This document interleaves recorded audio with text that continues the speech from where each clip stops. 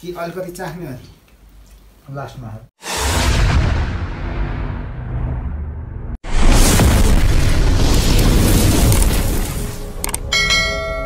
ल फाइनली गाई चाहिँ आज चाहिँ है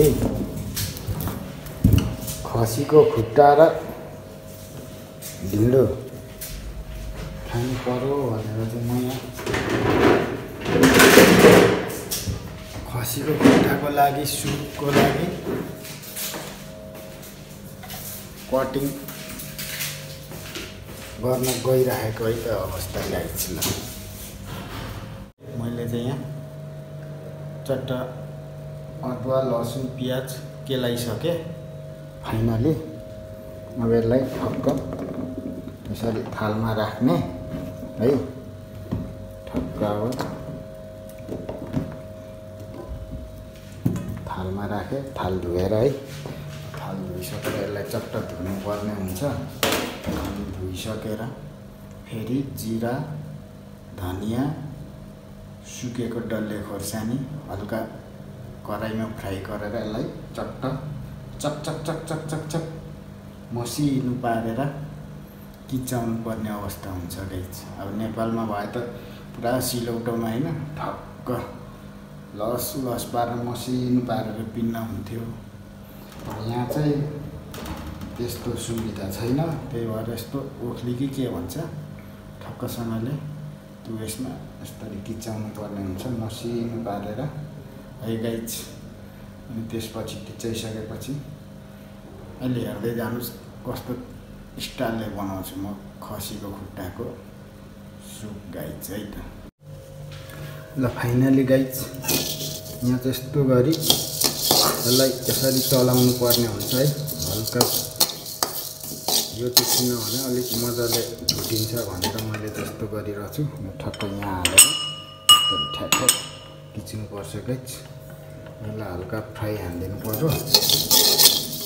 अनि चाहिँ यसलाई कुट्नु पर्ने हुन्छ गाइस हैन। पहिला यो ढुट्टाउने, त्यसपछि अदुवा लसुन पनि काटेर यहाँ ठक्कसँगले कुचाउनु पर्ने हुन्छ। यसरी कुट्नु हो है, ठक्कसँगले यसरी ठक मसिनो पारेर कुट्नु पर्ने हुन्छ गाइस हैन। अनि त्यसपछि फेरि अदुवा लसुन पनि हालेर पुरा मसिनो ल गाइस है। मैले चाहिँ ठक्क यस्तो मसिनो बनाइसकेँ, यो कुटेर यतिको मसिनो बनाइदिएँ है। यो अदुवा लसुन पनि ठक्कसँगले यहाँ काटेँ हल्का मसिनो बनाएर यहाँ ठक्क हाल्ने अनि यसलाई फेरि कुट्नुपर्छ गाइस। ल ठक्क यहाँ यसरी हालिदिने, यसलाई फेरि मसिनो पारेर कुट्ने। ल है त गाइस यस्तै छ आज कस्तो हुन्छ गाइस खसीको खुट्टाको सुप गाइस।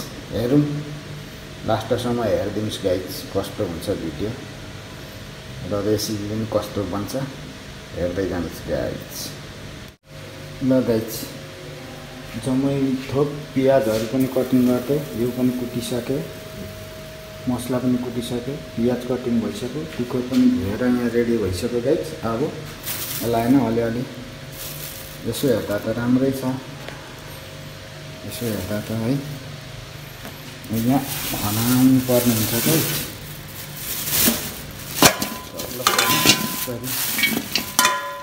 खनाउनु पर्ने हुन्छ है।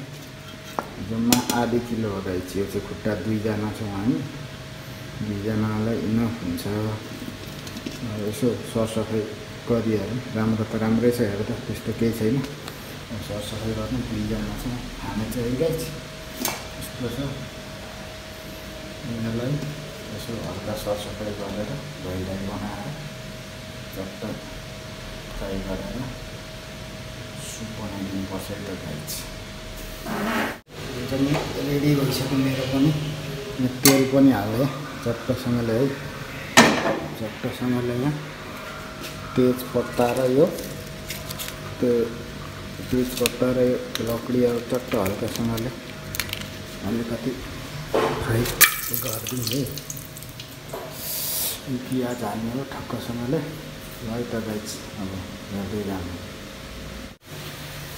ल फाइनली गाइस अब प्याज पनि पुरै ब्राउन कलर भयो।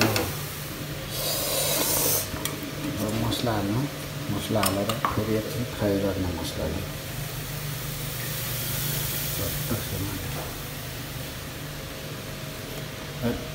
यस्तै गर्नु पनि पसिना पसिना आयो। मस्त भइसक्यो, मसला पाकेर मस्त भइसक्यो है। अब आयो पाली टमाटर कटिङ गरेर ठक्क हाल्नुपर्ने। पाली आयो टमाटर यो मस्त भइसक्यो। ल गाइस पालो आयो, अब खुट्टा हाल्नु ठक्कसँग। मसला हेर्नु खत्रै भइसक्यो। जस्तो यो खुट्टा हालेर ठक्क फ्राई गरिदिने।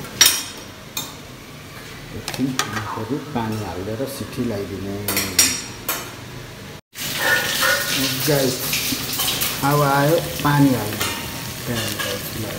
यस्तो हो, चट्ट एकछिन फ्राई गरिदिउँ। पानी चाहिँ म यसरी उमालेर हालिदिन्छु है गाइसमा। चट्ट यो पाकिसकेपछि धनिया चट्ट चट्ट पारेर माथिबाट फराएर हालिदिने। सुप रेडी भइसकेपछि अब यहाँ पानी हालिदिने हो गाइस। यस्तो भएपछि पानी हुन्छ। फाइनली गाइस ढेँडो यहाँ रेडी। चट्टसँगले यहाँ ढेँडो मोलेको पनि हेर्नु गाइस। ल हरि यहाँ गर त एकछिन भिडियो यताबाट पुरै यहाँ गर त, मजाले निकाल त।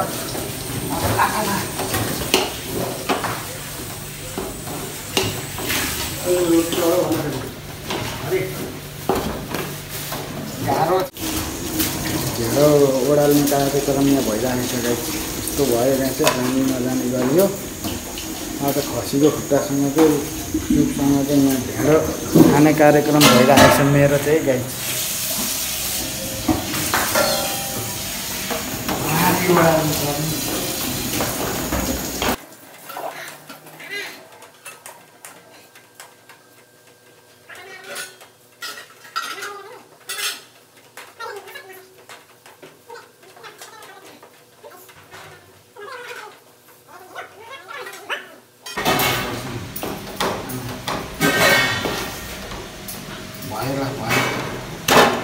रेडी गाइस हेर्न पसिना यस्तो हुन्छ। ढेँडो खानु कहाँ सजिलो छ हो गाइस। रेडी भयो मेरो तिम्रो रोल ल्या रोटी त पुरै रेडी भइसक्यो। नयाँ कसम हेर्दा चाहिँ दामी छ सुप गाइस। देख्न सक्नुहुन्छ यता ढेँडो। अब खाने हाला हाला हरि हाला। गाह्रो छ हौ। त्यहाँ हेर त हरि मेरो आएको छ कि छैन भिडियो त्यताबाट। आएको छ पुरै तल पनि। ल कि अलिकति चाख्ने हरि लास्टमा बस। नुन ठिक छ।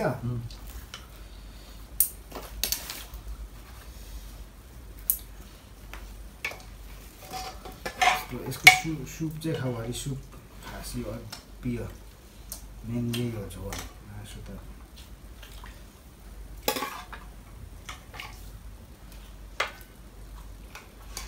झोल चाहिँ पियो।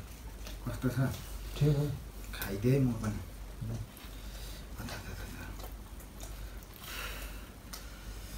ल चेस गाइस ठिकै छ। तातो बतायो।